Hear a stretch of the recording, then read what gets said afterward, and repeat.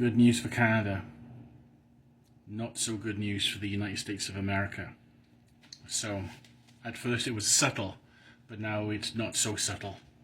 Let's talk about oil just for a moment. So, traditionally, 97% of Canadian crude oil went to the United States of America. However, since Trump took office, with all his aggression, his attacks on Canada, and a government which wants to diversify away from the United States of America, that figure has fallen to somewhere in the region of 85 to 86%. Now, that doesn't sound like a lot, but we're literally talking about hundreds and hundreds of billions of barrels of oil, which were traditionally going to the United States, but are now going somewhere else instead.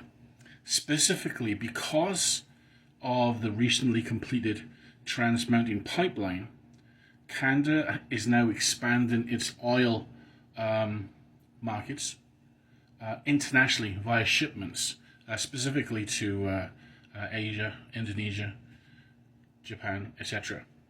And I think some Americans have seen this happen. You may have seen an interview recently by Pete Hoekstra, the U.S. ambassador to Canada, where he was a little bit panicked, and he said, well, we actually want more.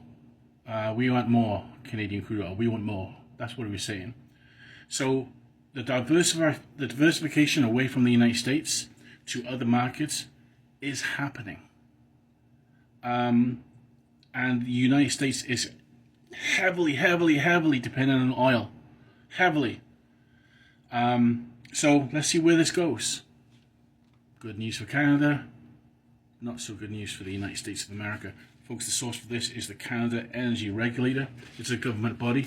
My name is Nick. Let me know what you think about this in the comments. We'd love you guys to give me a follow.